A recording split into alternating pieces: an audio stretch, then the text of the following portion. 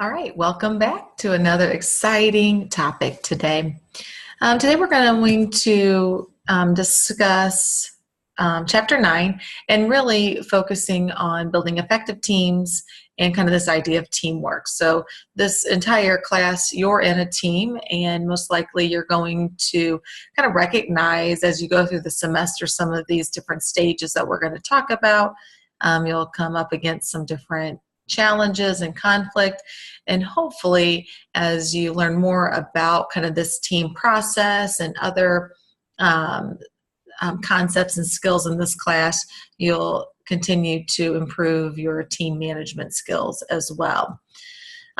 This particular lecture is going to primarily focus on team development and kind of what it means to be a high performing team. Kind of what does that look like? What are we striving for?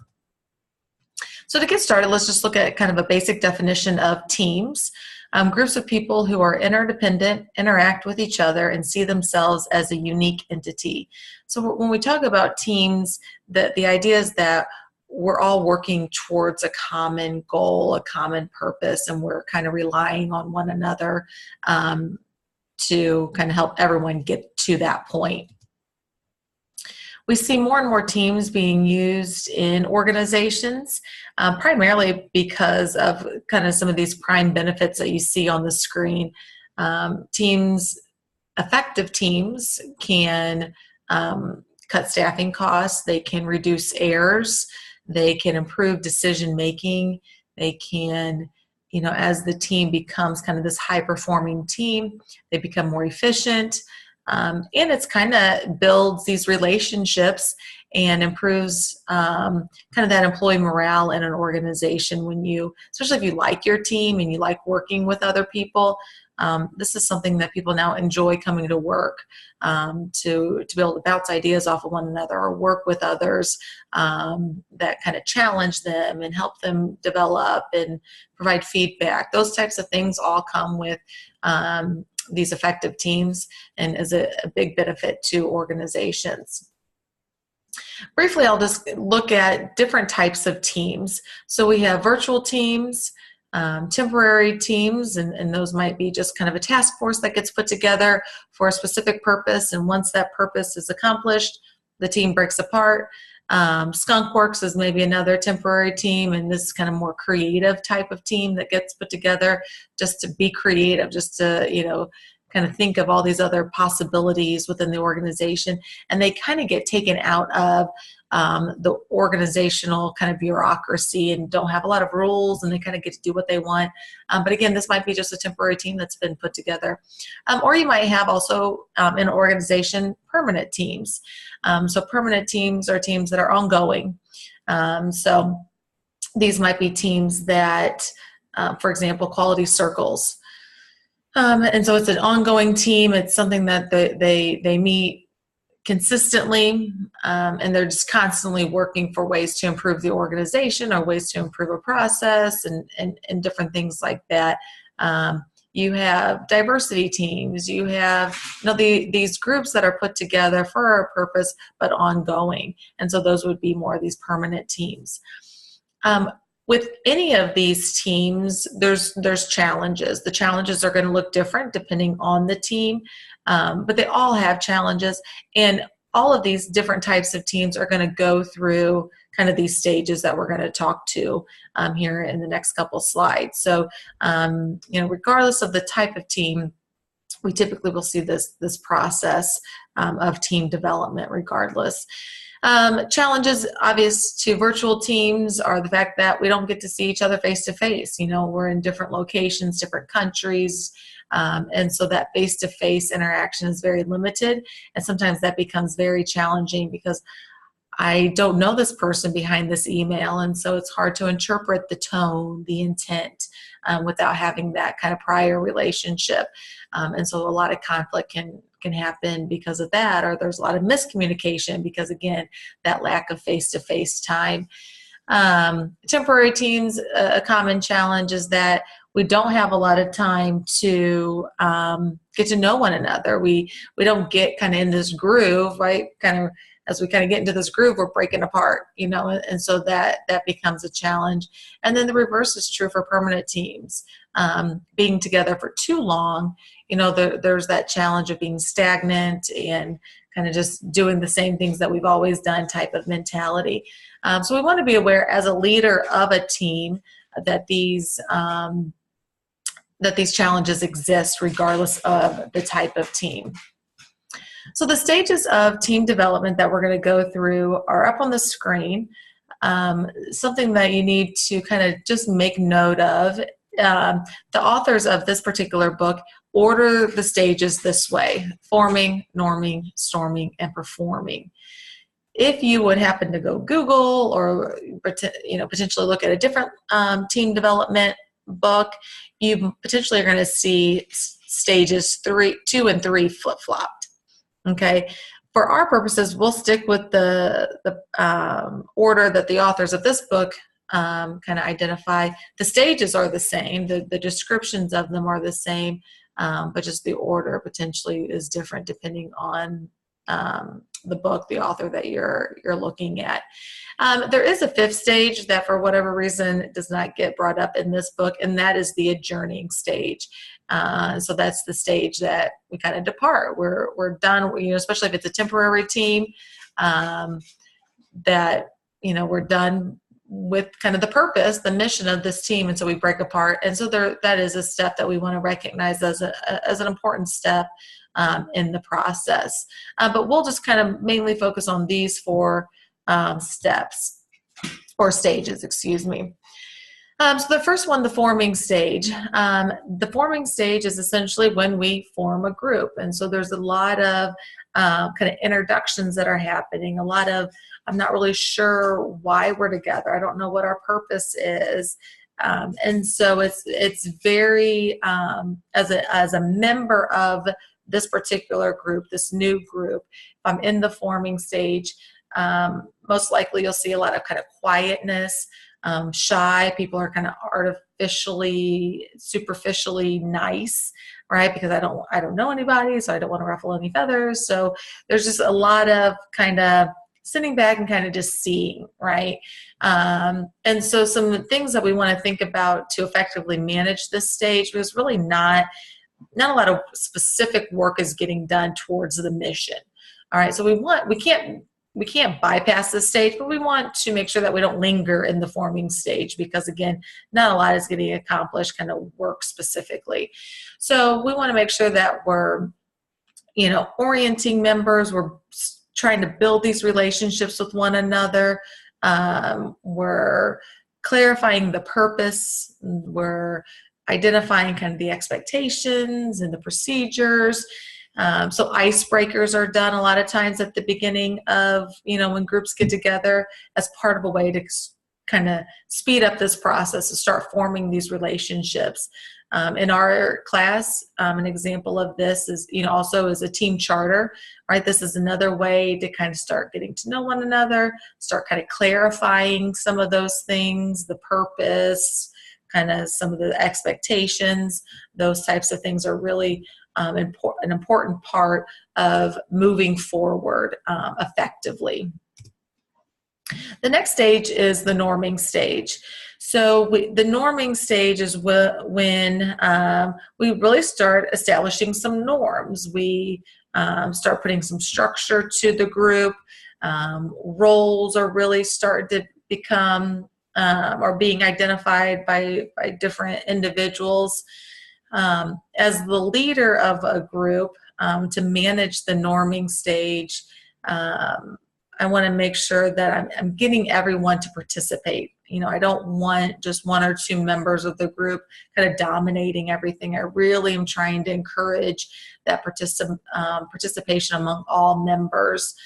Showing support for the team is an important part, right? Again, we're still trying to establish this trust and make sure people feel comfortable sharing things. Providing feedback to the team is important. But still at this stage, our goal really as an individual is still to maintain this unity and this cohesion. We're not trying to ruffle any feathers. So one of the challenges is this idea of groupthink. where we're preserving kind of this cohesion or this everyone liking each other is more important than having a good discussion or a heated discussion or, having a difference of opinion. I kind of keep that to myself because I don't want to ruffle feathers. And so because sometimes that's our thought process kind of early on in the group here, we can make some bad decisions. We can make decisions that aren't carefully thought through. We jump the gun and we make a decision because no one's willing to say, I don't know if that's a good idea, right? Because again, we don't want to have that type of conflict. So as the leader of the group, some things that a leader could do, or group members can do, is put some things in place to really try to eliminate this group think. So some simple things are, depending on how large your group is, you can have subgroups. All right, so I break the group into smaller groups for these smaller discussions, and then we come back to as a larger group, and everyone kind of shares what they talked about as a group. So the idea is that we're trying to ensure that we get some differences, right, from those smaller discussions, which will lead to hopefully a better kind of overall larger discussion and larger decision. The other typical thing I guess you might see in a group is someone playing this devil advocate role. And the devil advocate is the person who's going to question things, right? Their role is to say, have we thought about this? Well, what about that? And really try to contradict maybe what everyone else is saying or thinking, not in a negative way or not trying to attack the individual that has come up with the idea, but just to make sure that we are thinking through everything and we're not, jumping onto a decision prematurely. The one thing about the devil advocate role, ideally, if I can identify someone to play that role, if I say, so-and-so is going to play the devil advocate role, and everybody knows that person's going to play that role, then when that person starts questioning, I don't get defensive. Right? It's very easy to get defensive when someone starts questioning your idea.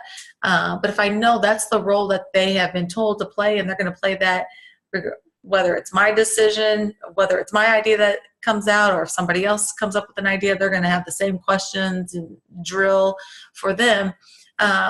We're ready for it. We're expecting that person to play that role and ask those questions. And so sometimes that will kind of maybe minimize some of the defensiveness. Other times we just have people that are naturally good at playing that role. And so they'll kind of take ownership of that and play it. And we kind of, once we get to know people, we kind of recognize that is a role that they kind of play. If you are that devil advocate, the one thing we want to recognize is knowing when to stop playing that role. All right. Knowing when to stop questioning, stop analyzing, and move forward with a decision. All right. And so we don't kind of overanalyze or overuse that role. The last one that I'd like to point out is that the second chance meetings. So this is also a good way to try to eliminate some groupthink within the group is, having this meeting, we all come up with these ideas, maybe we make a decision, but then we're going to, in the meeting, and, say, everybody just think about this, whether it's going and talking to other people about this idea, and then we're going to have another meeting before we actually commit to something, right? So that gives us time to think about it, to ponder it, and maybe that helps us come up with other questions or other ideas that maybe we didn't think of in that initial meeting. So again, or maybe, I'm not very familiar with this, so I go talk to someone else about this idea, and they bring some concerns, my way.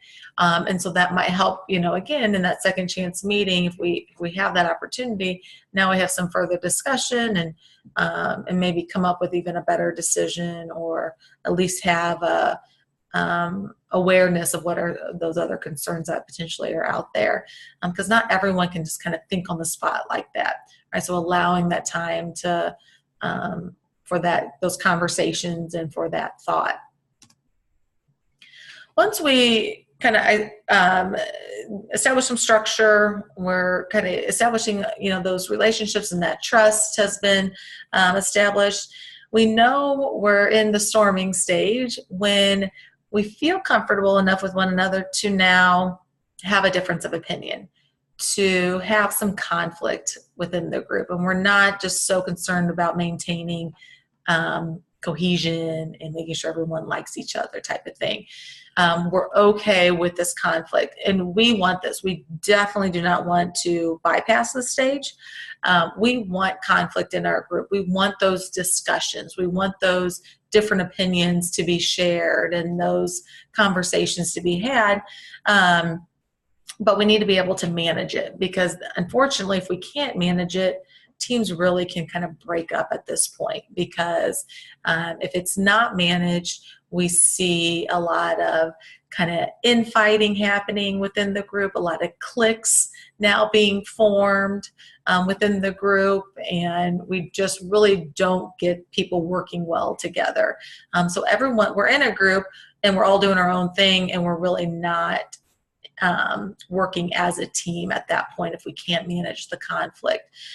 So a couple things to effectively manage this stage is being able to manage conflict, to be able to, whether I'm a member of a group or the leader of the group, having those skills to be able to, confront somebody about something, but in a way that is not confrontational, so thinking about how am I going to share this opposing view without getting that person on the defensive.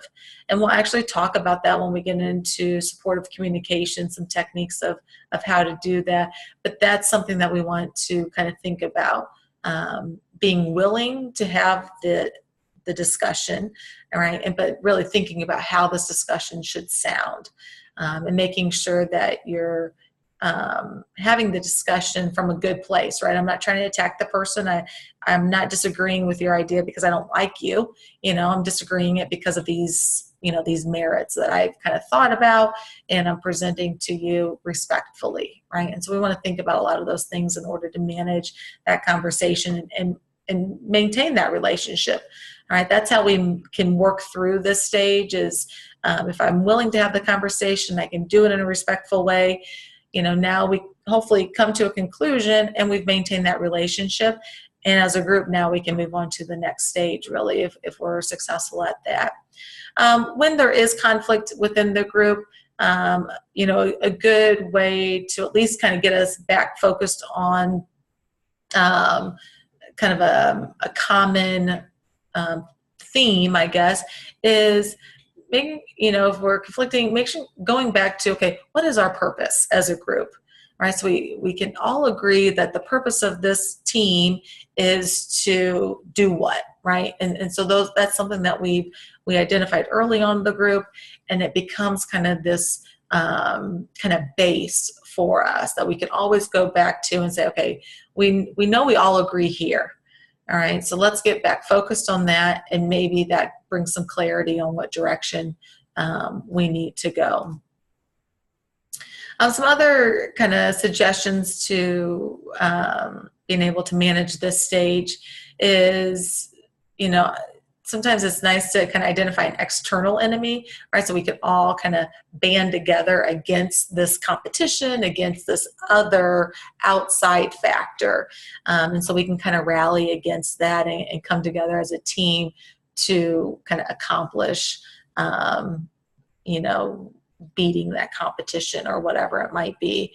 Maintaining visibility of the vision and goals, again, kind of bringing back that common purpose that we have, that we've all agreed to, becomes a really important tool, especially as we're going through kind of this particular stage. One of the things that can lead to conflict is kind of the roles that we play in a group, but they can also help us kind of manage the conflict as well. So we want to kind of recognize that there are different roles that need to be played within the group. There's task-related goals and relationship-building roles. Both are equally important. But if we don't have certain roles being played that can lead to conflict, if roles are being played inappropriately, that can lead to conflict. But if we have people playing certain roles and we know our role, that can really help kind of provide that structure and maybe help manage the conflict better. So task facilitating roles are the ones that are up there, and there's more than this, but this idea that the roles that are being played in direct relation to getting the work done, right, to accomplishing the mission of this particular team. So we have people that kind of will naturally fall into some of these roles, or there might be someone who sees that no one's really playing a particular role, and so they'll kind of step in and play that role for this particular team. But here's where you see our devil advocate role or our reality testing. You have someone who's good at kind of going out and gathering that information. Someone's good at kind of directing the team, monitoring the process, right? So these are the roles that we need to have people playing, and not just one person playing all of these roles. All right, we really need to kind of make sure everyone has an important role within the team. That will make for a more effective team. Relationship building roles are more the ones that are focused on making sure relationships are being maintained within the group. So you have someone who's maybe kind of the jokester, who kind of relieves tension when it kind of gets really stressful, someone who's energizing, someone who's really positive, someone who can, be empathetic when people are having a hard day, or, something's happened. So these types of roles that are played by multiple members of the group, ideally. And then we have what are our blocking roles. So really the task and relationship roles are the productive roles that we want to see. However, if we play those roles inappropriately, then they can turn into blocking roles. And so blocking roles are, ones that will cause conflict. They're preventing us from moving forward as a group. They're really preventing us from being an effective team because of these different roles that members are playing or are not playing, type of thing. So, for example, if you have a member or two that are very dominating and they kind of take charge, and sometimes we like that at the beginning, someone who's going to stand up, take charge, get the ball rolling, which is really great. But if that kind of maintains throughout and everyone just kind of sits back and they just do what that one person says to do, yeah, you get things done, but you're not really utilizing the thoughts and the perspectives and the ideas of everyone else. We're just going with what that one dominating person is saying to do. If you have people who are kind of social loafers or not participating in the group, people that I don't see this happening a lot in our class, but pulling rank. I've been here longer, or I'm the project manager, and so this is what we're going to do, and really kind of using that type of pressure in the group. But even the devil advocate role, if that role, which is a task-related role, if that role is being overplayed, and they don't know when to stop questioning and stop analyzing, now it becomes more of a blocking role at that point. All right, so we want to make sure that, as we kind of look at the roles that we're playing, making sure that we are playing effective roles in the group, and making sure that we're not playing a blocking role.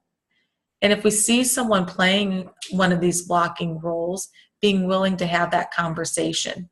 All right, because that is going to make us a stronger group in the end, if I'm willing to kind of talk to this person about their role or lack of role that they're playing within the group. All right, and so that's kind of part of the storming stage, is kind of working through those particular conflicts as well. The last stage looks at kind of the performing stage, right? So if we are successful at working through the forming, norming, and storming stages, ideally we make it to the performing stage, and that's where we become kind of this effective team. Up until this point, potentially one person could outperform us, right? But once we get to a performing team, now as a team, we have this shared purpose. We really trust one another. We have our role, but we kind of do whatever it takes to get the job done, and we're really wanting the team to succeed. We're not so focused on, how this is going to make me look. We really are focused on just being the best team possible, and that's our goal. When we get to that mentality, we, outperform any one individual at that point, all right, because of that cohesion and that mutual respect that we have one for one another, and that's when we really become this high performing team. All right, we see that teams at this stage are, have high quality. They're very efficient. It's taken them some time to get to that efficiency. There's, it takes time to save time type of thing. And that process took some time, but now that we're here, now we're efficient. We know one another. We can trust one another. We've established this credibility as a team. And we have this clarity of what we're trying to accomplish, and so those are some great things that we see from teams that make it to this stage, right? And so that's our stages of team development. After the performing stage, hopefully you would maintain that stage as a team if you're a permanent team. But a couple factors that might make us have to, take a step backwards before kind of moving forward again. If you have team members leaving the group and new ones coming on, if someone leaves the organization or gets a promotion and now that person leaves and now we have a new group member coming on, or maybe it's more of a rotation and you're only part of this team for 2 years and then you get rotated off and kind of new membership comes on. That might cause us to kind of take a step back to get that person up to speed, to get them, get to build those relationships with the new members before we can get back to that performing stage. But as a leader, I need to kind of recognize some of those things. All right. But if this was a temporary team, hopefully we make it to the performing stage. We do some really great things as a team while in that stage, and then the adjourning stage would happen, right? And at the adjourning stage, there's things, just maybe having a party, having recognition for the people that did really well, saying thank you for the hard work. Sometimes it can be kind of sad, actually. You've been working with this group for a period of time, and so you want to kind of have that time to kind of say goodbye and have some closure. And that's important because down the road, you might be forced to be on a team with these people again, and so you want to leave on a good note, right? So people enjoy if they have to work with you again, okay, and they kind of have that positive kind of thought from the previous time that you might have worked together. All right. So if you have any questions, let me know. But that's really the different stages of team development. See ya.